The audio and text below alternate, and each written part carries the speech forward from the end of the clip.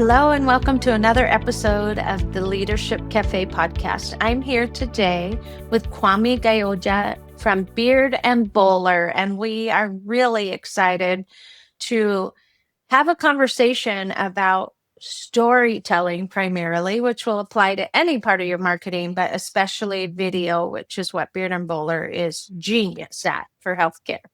So he's known as the heartbeat of the team. He brings a people first leadership, which resonates with me and the Leadership Cafe. We talk a lot about heart centered, people centered leadership. And he really wants to bring that to every story that the company tells. His background is in the military and in social work, which is a interesting combo, but thank you for your service. We're grateful.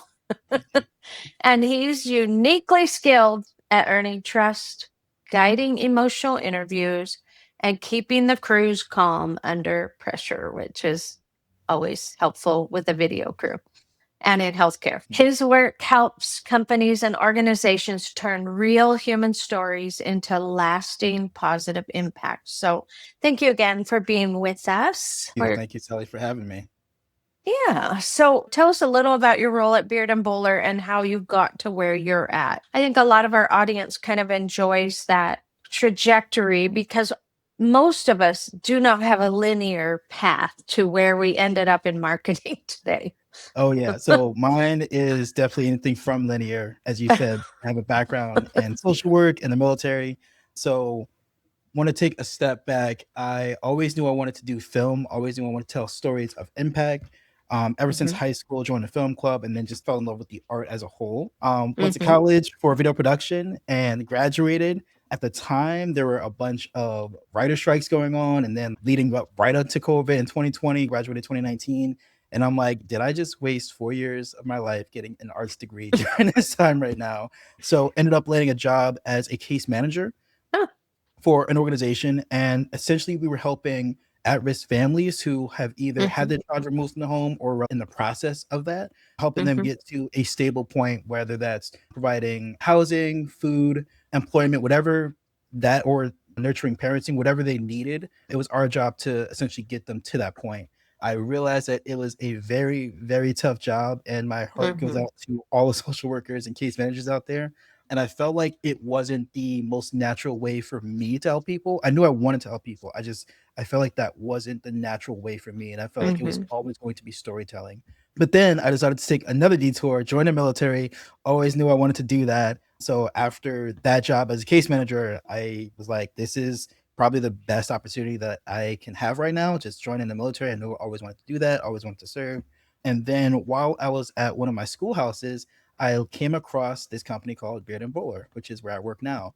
I stumbled across Jason Ellinger. He's one of the co-founders. He stuck out to me because he was a Black man in a position that I wanted to be in as well. He was a thought leader in video and in storytelling, and he was helping nonprofits. And I'm like, this sounds amazing. Like, how do I join this? How do I get on board? And I just sent him my resume, and one thing led to another, and this is going on 6 years with Beard and Bowler now. Wow, Yeah, nice. a lot of detours, but eventually I got to where I wanted to go. I'm still in the military, but I've had multiple roles here at Beard and Bowler, or we like to say we're multiple bowlers around here.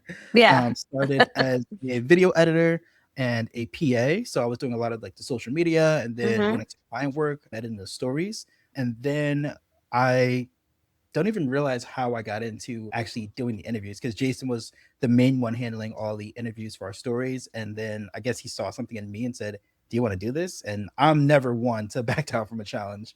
So I am now an interviewer for all of our client work.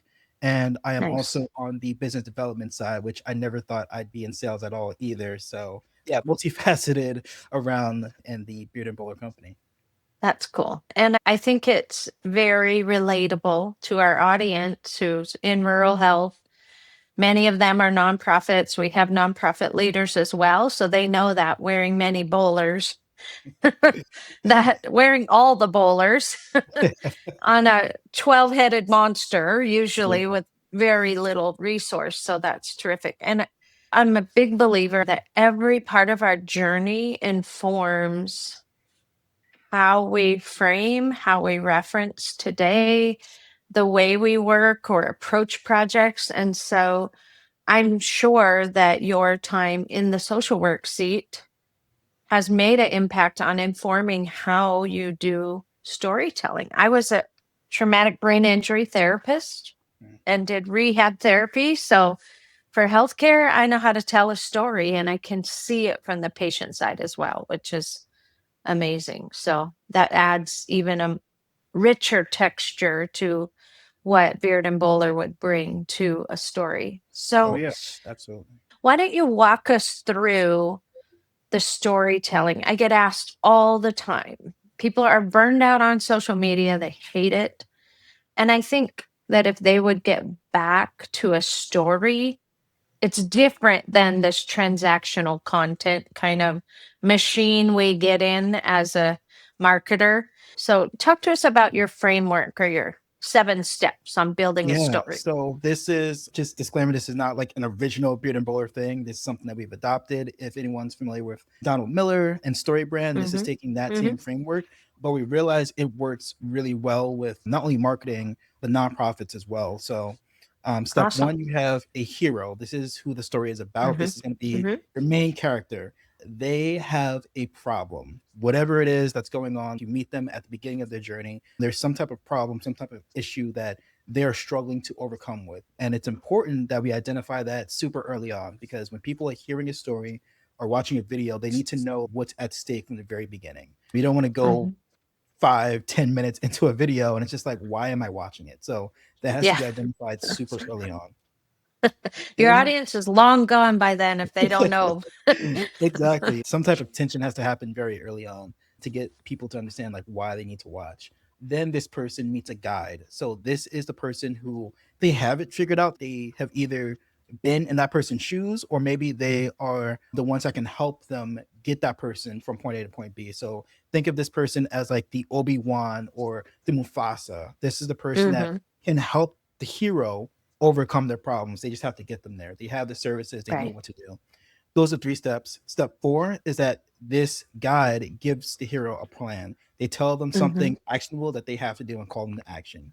Step Mhm. five is the hero has a decision to make. Do they go along with the plan? Do they reject it?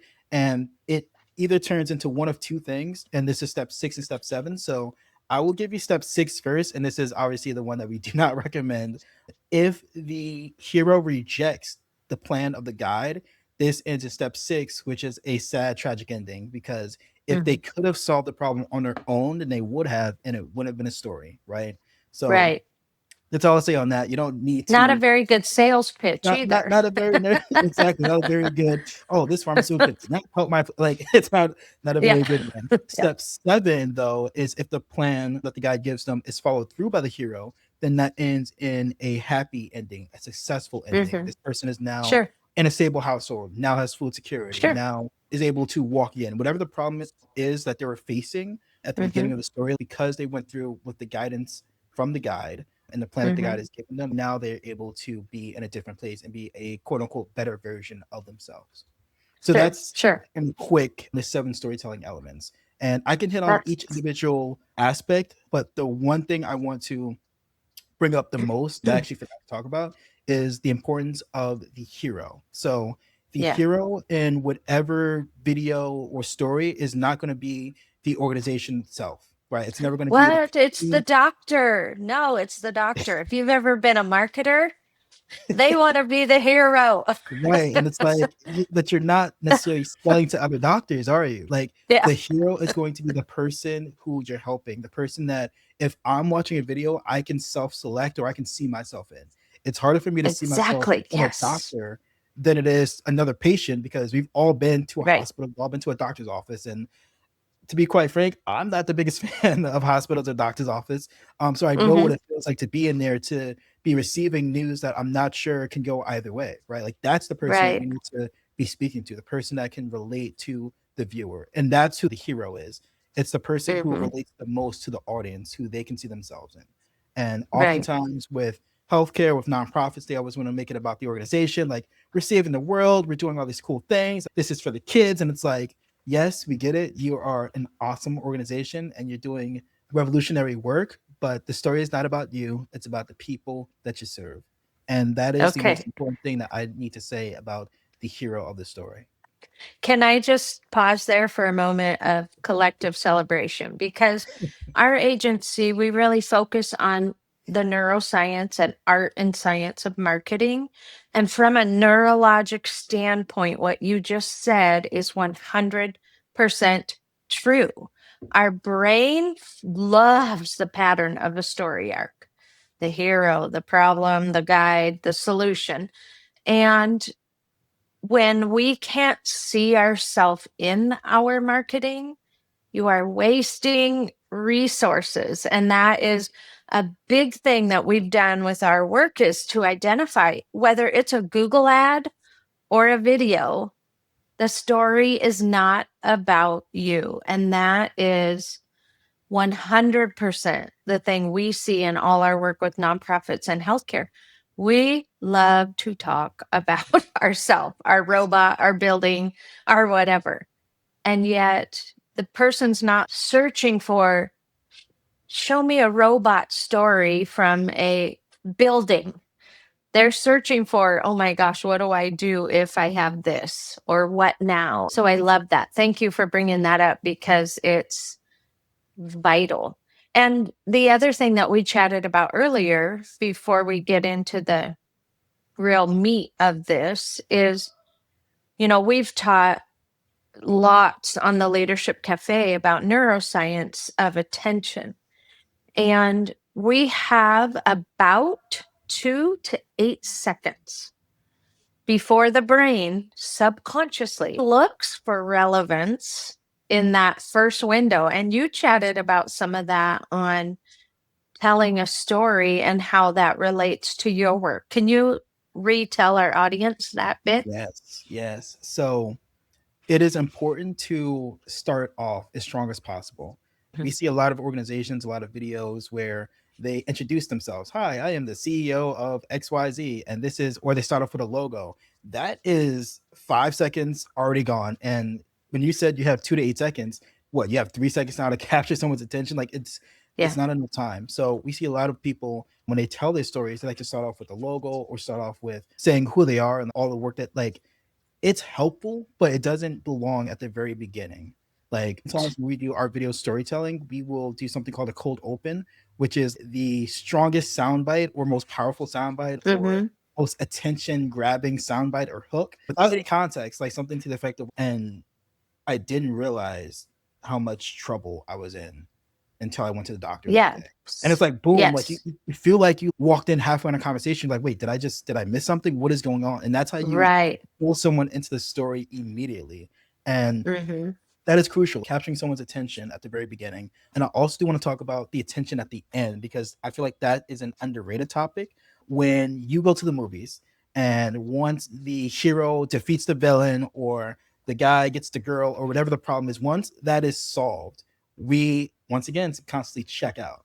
And oftentimes I see a lot of videos where they're solving the problem way too early. They're solving the problem halfway through the video. And it's like, why do I still need to watch? There's no tension. There's nothing else keeping me here. Mm-hmm. So when you're telling your story, it's important to have that attention at the very beginning, but also not losing it halfway through the story as well. So keeping that attention for as long as possible, even to like the last 30 seconds. I don't know if this mother is actually going to be able to deliver this baby. Like that is how much you want Mm-hmm. to keep people involved and invested in the story as long as possible, because that's really how you get people at the heartstrings. Like you keep them there for Yeah. as long as possible. And as cheeky as it sounds to probably you and a lot of listeners, that's the Hallmark model. If you ever watched a Hallmark holiday movie, it's like A little too you much. it is the exact same pattern. Usually a marketing executive burned Mhm. out, a terrible fiance, Oh yeah. a trip alone, and they meet somebody and then they kiss in the last 30 seconds of the Mhm. video.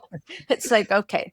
I feel like it's also an interesting juxtaposition that you were an editor for a time and now you're kind of doing the interviews. Have you noticed that having been on the editing side of things, if that changes how you do a story or approach the story or interview at all? Yeah, absolutely. So knowing what the final cut needs, because we have a whole pre-production process, we work out the exact storyline needed before any interview questions are created or formed, right?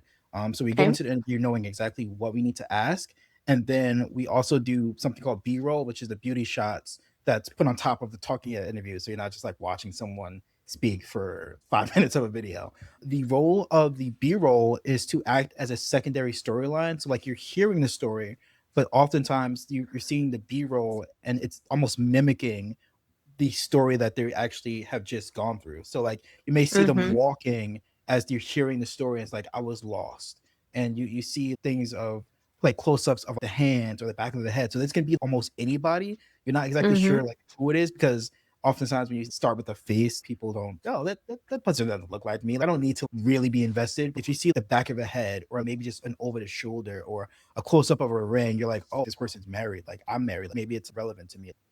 So that's the role of the B roll. That is the secondary storyline. You're hearing the story, but you're also visually Mm-hmm. seeing it play out. And when we are doing Sure. the editing, we need to have the story and the B roll match. And like I said, we need to Mm-hmm. keep that tension for as long as possible.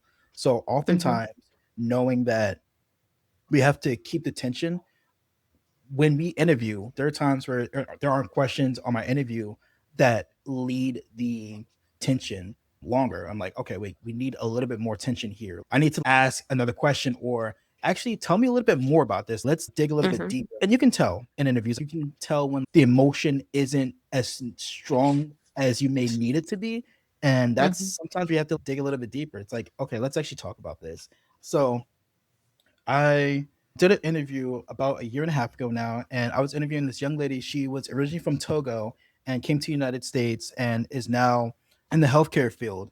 And one of the things that she said was growing up in their culture, the parents didn't believe that women should have access to education because they had a specific role in their culture, right? And it was a very subtle thing. Like she kind of moved past it, and I'm like, wait a minute. So I'm also West African, so I can relate to that. But you're telling me that your brothers had access to something that you didn't have growing up.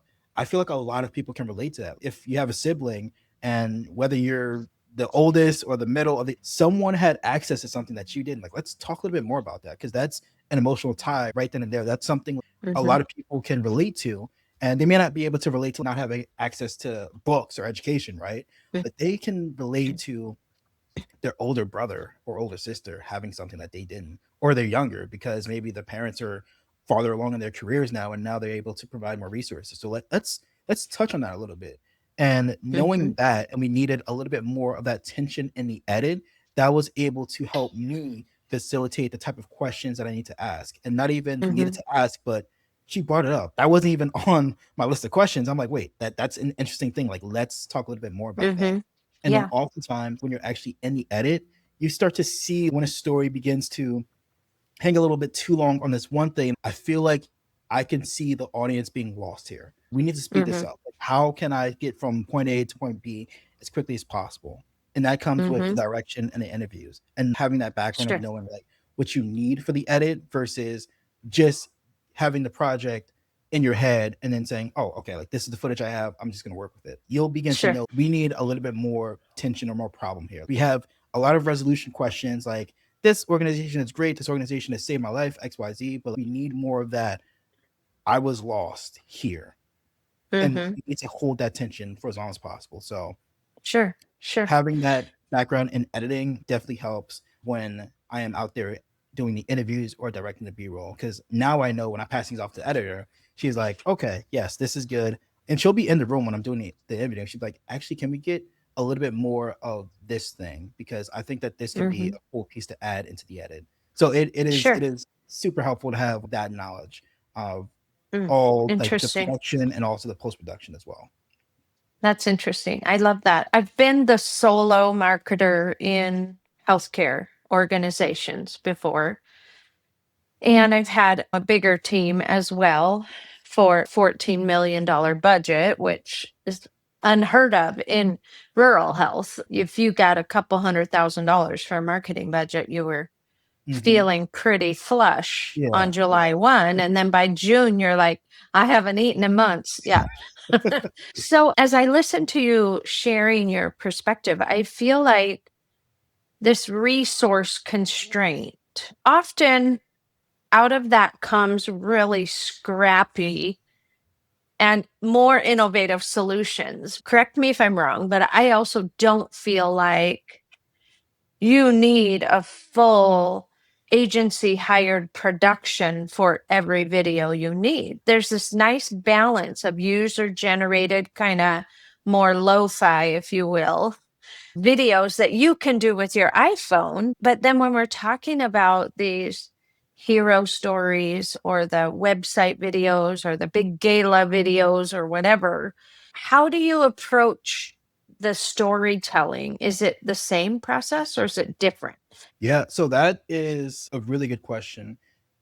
I do agree that you don't need a high end production or agency for every project. It's very project Yeah. specific. We see it in social media all the time, right? Like you have the Yeah. more intimate, just person holding their iPhone and just talking to the camera. That works for social, Yeah. right? It may Yeah. not translate well to a fundraising event per se or like an Right. actual marketing campaign. So it's important to know and understand your audience. As far as the hero story and what we call a mission moment video, organizations, they are able to do some of this themselves. It depends Yeah. on the scale of the campaign or the video. Like obviously if you want the biggest ROI possible, definitely go to a professional. Mm-hmm. But it is Mm-hmm. more important to just get the story out there. That is Yeah. the most important thing.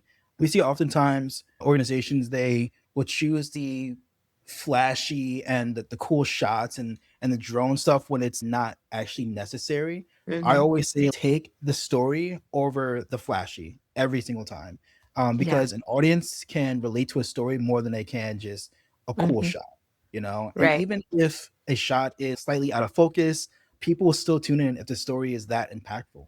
So that is the most Mm-hmm. important part. We've even mentioned to a lot of organizations like shoot it on an iPhone. They have devices that plug right into your iPhone for a mic. So obviously sound is the most important part of the production, because if you can't hear it or if it's not good quality audio, people are just going to turn it off. So that's Mm-hmm. important. Shoot with an iPhone. All these iPhones have 4K cameras nowadays, so you should be in good Yeah. hands there. Just make sure you have good audio. If they want to do something super low budget, we all carry around these phones that have crazy megapixels in our pockets every day. It's the cheapest option. Like I said, just getting the story Yeah. out there is more important than holding on to a story just for the sake of you want it to look as professional as possible. Pick the Sure. story over the splashy every single time. And when I'm going to just shoot something with this or hire you to come do it, I still have to have a little bit of discipline around what is the point of this video, right? Don't I need to build a little bit of a storyline, or is Yeah. just pulling your phone out good enough? So, biggest piece of advice I can give there is to make sure you have one story. You don't need to interview multiple people. Having one story is crucial, because going back to that self selection and people being able to relate to other people, if you have too many characters involved, I might resonate with one person, and then by the time I fully get to that point where I see myself, we're on to the next Mm-hmm. person who has nothing in common with me. So having one story is good. Also, just logistically, it is better for production to have one, maybe Yeah. two voices in it. So coming in with that mindset and then following the seven storytelling elements, that is a good guide there. You know, like having that Sure. one hero, identifying the problem, like I said, very early on, and then being Mm-hmm. able to have the hero not be someone from the organization, but someone that you're speaking Mm-hmm. to. So making sure it's Sure. a member that your audience can relate to is good. That is like the basic strategy that we can employ for anyone that's trying to do video on their own. Like, have the Right. PDF. You can write on it as you're thinking of some of the stories that you want to tell. So process is Yeah. important. Having that thought of where exactly you want to have, or where exactly you want the story to lead is important. And then the Mm-hmm. CTA. The CTA is also important. Like you Mm-hmm. spend all this money for leading up to the events, all this money, all this effort, all these months of planning, and you have this Yeah. moment where you can talk to the audience. What do you want them to leave from that? Or a campaign video, right? Like where do you want the audience to Mm-hmm. leave? So knowing the Yeah. story is important, making sure that the hero is someone that the audience relates to, and then what Yeah. do you want the people to leave they're doing? Do you want them to feel Right. powered? Do you want them to be able to donate a support or volunteer, like what is it that you want them to leave with? Because you can have a cool video, but if they don't know what to do afterwards, it's like, what's the point of having a video or having a Right. story? Get them the feel, but you need them to take some type of action after that as well. And I would argue have one thing you want them to do, not Yes. 12, Yes. because that is rampant, especially in nonprofit fundraising is, well, you could give a IRA or your stock or give some money here or do this or do that or come volunteer. And it's like, again, neurologically, there is a really real freeze response. If there's just too Mhm. many options, our Yeah. brain's like, "Oof, this is too much to process. I'm going to go find something easier." So Yeah. And to your I point, love like too that. many options, like it leads to confusion. Confusion doesn't lead to a decision, right? Like you need them to Hmm. take some type of action. So yeah, Sure. that was spot on. So I know in working with nonprofits and healthcare and working in it and with them, there's always multiple audiences. And this is where people get tripped up with one story is they Mhm. try to lump everybody into a one size fits all video. So how do you guide clients in that process to help them be brave enough to niche down their story? Yeah, like nonprofits, they're doing a bunch. Healthcare, they're doing a bunch. They have different Hmm. audiences. Picking up that one story comes down to the ultimate goal of this one story, Hmm. right? Like, Yeah. what is the goal? Is the goal to talk to investors, or is it to talk to patients, or is it talk to other doctors to have them implement this specific product? Because the way Hmm. that you're going to message that video and that voice is going to be different to an investor compared to another patient. So identifying the goal, and then 100%. this is going to be the lowest hanging fruit. Like whatever's going to give you the best possible result, let's talk to that audience first. And Hmm. then if there is a secondary audience, we can allude to X, Y, and Z, but that shouldn't be the main focus. We need to talk to Right. this specific audience. And speaking of marketers, so like you guys should know this, how important it is to have that kind of persona in mind. Hmm. We're not Right. all going to be the same. We're not going to all react the same way. So we understand the goals. This goal of the video of the story is to do this. Okay, these are the type of people Hmm. that's going to be watching this. Okay, cool. Let's talk to this audience first, and then this story is going to be for this audience. And if you have another program, like maybe the investors will be more interested in this program. Let's do that story, which is going to be a completely different story. It's not going to be all one Yeah. video, completely different Right. story. Like that's going to talk to this specific audience. We've seen a lot of organizations, like obviously nonprofits. Oh yeah, we do shelters and we provide food and we do this and we do that, and substance abuse. It's like Hmm. cool. All those things are going to be different target audiences, and it's going to have Hmm. different voices and different heroes, because maybe someone has gone through all five of those programs, but if you want to reach a specific audience, like you need to tell it this specific way. And I think there may be a place if you had a general support this nonprofit. Maybe you could touch on the programs you offer, but one story in it. So, Yeah. and I love that approach because in these markets, we want to throw the entire kitchen sink at the audience. And again, neurologically, and you guys talk about that psychology as well in storytelling, neurologically and psychologically, we're looking to see if we belong here. Mm-hmm. Is this for me? If not, your brain, before you have even made a conscious choice, your brain's like, no, move on. This isn't for you. Absolutely. And then one other thing, if your story is good enough, people will be interested. You don't need to Yeah, enamor them with all the services. Have sure, that one story, get them interested. They will do their research to find other stuff that you guys sure. do. You don't have to jam pack everything into the one story. Get them interested. That's the conversation starter. This one video, this one story that will lead them Mhm. down to everything else that you guys do. That's a good point. Are there the most common mistakes that you're seeing at all in healthcare? Or what would you say? Is there I some think practical advice you could give our audience on what are some of the things to avoid or maybe what they could do differently? yeah, I think the biggest one, we already touched on it, is making the video about themselves. That is the number one thing. Just it's not about you, you Um, know, make sure the spotlight is on the person that you're helping. That's the biggest one. And then we see a lot of we see, and this is like no shade, by the way. We see a lot of animated Right. videos and explainers and how to's, which is fine and they serve a purpose. But as long as you know what that purpose is, and it's not to get people bought in on what you guys are doing or to get investors bought in on like this medical device, right? Like that stuff Yeah. needs to be human and it needs to Right. hit the heartstrings. And especially Yeah. when you're talking about a lot of the startup medtech world, they Yes. have a reason why they decided to invent this device, right? Like, Yeah. let's talk about that. Let's talk about your why, Right. because your dad had a heart attack and you found that this one thing made it more difficult for patients to have their information from one hospital to like that's real and that can happen Yeah. to anyone and everyone. You saw Yeah. that there was a problem and that there was a need and it affected you directly or someone around you and you decided to create this device. That is a lot more interesting than this device does this. And if you turn it this way, like no one cares. Let's talk about the actual storyline. Let's get to the meat and to the heart of things. We see it Yeah. oftentimes, a lot of people or a lot of organizations, they want them more polished and to be stitched up and to act like they have it all figured out, which is cool. But this stuff is also real. Like healthcare, nonprofit, both of those things are very human centric and it Hmm. needs to have that feeling that it is another person that you're watching and you're listening to. Exactly. I've heard these stories of doctors coming in the room and not even looking up at the patient. They're just reading off what they have and then Yeah. just walking away. And they're like, "Wait, I have cancer." Like what? Like they didn't even fully explain the process. Yeah. And I feel like some of that translates into the videos. It's not human Yeah. enough. I love that. Oof. Amen. We're shouting at amen there for you.